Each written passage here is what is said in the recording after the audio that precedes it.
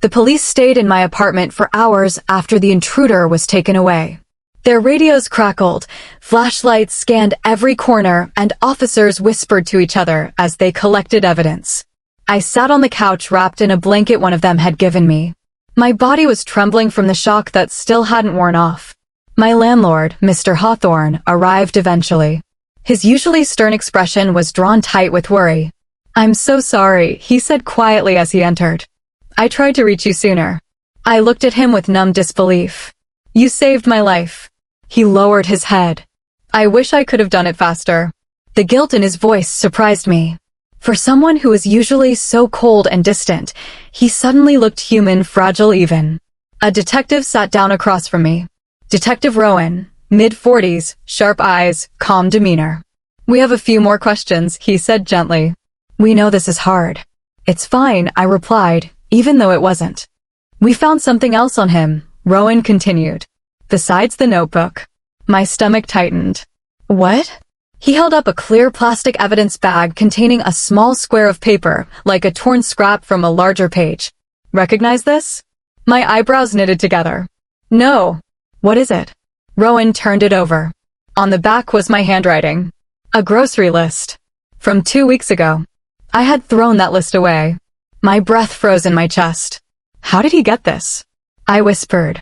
"We're not sure," Rowan said. "Either he took it from your trash, or he got inside your apartment before tonight."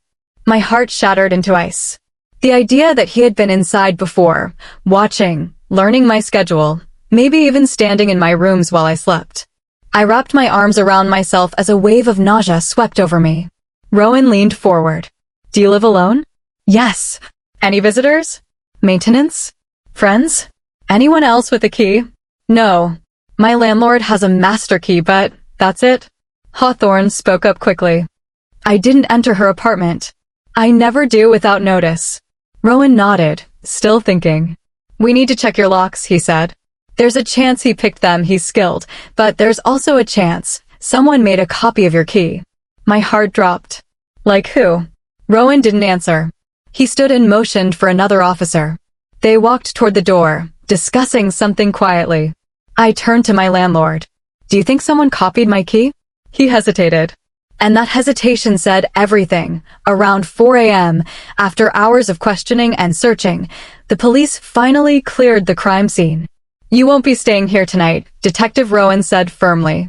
"We're arranging temporary housing." "I can go to a friend's place," I said automatically. "Do I have anyone?" I wondered. "No, not really. Not anyone close." "Doesn't matter," Rowan replied. "We want you somewhere secure." I nodded, trying to keep myself from shaking. Just then, a loud thud came from above us. All the officers froze. "It's the unit upstairs," one said. "That apartment's empty," Hawthorne added quickly. Rowan raised an eyebrow. "Empty?" "Yes," Hawthorne said. "No tenant. Hasn't been rented for months." Another thud. This one louder. The officers exchanged looks. Rowan whispered into his radio. Within seconds, 3 officers rushed up the staircase. I stayed downstairs, heart pounding. A minute passed. 2 minutes. 3. Then the radio crackled, clear. One of the officers leaned over the stair rail. "There's something you need to see." I climbed the stairs slowly, escorted by Detective Rowan and my landlord. My legs felt like they were filled with sand. The empty apartment above mine smelled like dust and stale air. The windows were closed. The lights were off. But the living room had footprints in the dust. Fresh ones. Leading toward the bedroom. My landlord's face turned pale. "I swear. No one has a key to this unit except me." Rowan didn't look convinced. We followed the footprints into the bedroom, and that's when I felt my stomach twist. The bedroom floor was covered with papers. Hundreds of them. All of them photographs. Photographs of me. Me leaving for work. Me entering the building. Me carrying groceries. Me taking out the trash. Me talking on the phone. Me unlocking my apartment door. Some were taken from a distance. Some from terrifyingly close. But the worst ones were taken through my windows. Images of me sitting on my couch. Sleeping in my bed. Cooking dinner. Walking out of the shower in a towel. My knees buckled. I grabbed the wall to keep from collapsing. Detective Rowan knelt down, flipping through the photos with a grim expression. "These aren't from tonight," he said softly. "He's been watching you for weeks. Maybe months." My voice broke into a whisper. "How did he get up here?" Hawthorne swallowed hard. "Only 3 people have keys to this unit. Me, the building manager, and the previous tenant." Rowan shot him a sharp look. "Who is the previous tenant?" Hawthorne hesitated again. "His name was Adrian Locke." I froze. That name. I had heard that name before. A cold jolt hit me. Adrian, the guy who lived next door to me a year ago? The quiet one. Hawthorne nodded slowly. "He used to rent the unit beside yours. He moved upstairs after some complaints about noise. Eventually, he left the building entirely." "Why did he leave?" Rowan asked. Hawthorne looked uncomfortable. He said he was being watched. He sighed. "I thought he was unstable. He stopped paying rent and vanished." Rowan picked up one of the photos, one taken through my bedroom window. "He didn't vanish," Rowan said. "He stayed here." And then he looked at me with a chilling seriousness. "You weren't his first target." My blood turned to ICE.AS officers continued searching the upstairs unit. One of them called out, "Detective, you need to see this." We followed them to a back closet.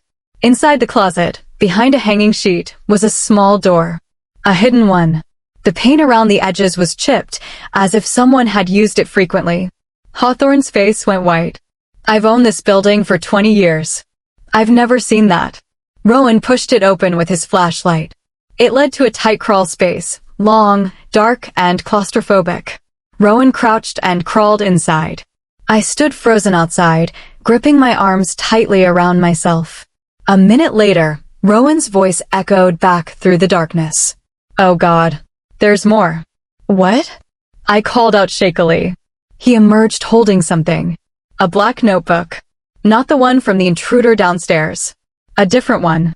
Larger. Older. Dustier. He opened it. And I felt my heart stop. Inside were entries. Dozens. Maybe hundreds. Names. Dates. Apartment numbers. Notes. Notes describing habits, routines, schedules, fears. Victims. My name was on the final page, same handwriting as the other notebook. But above my name were other names. Crossed out.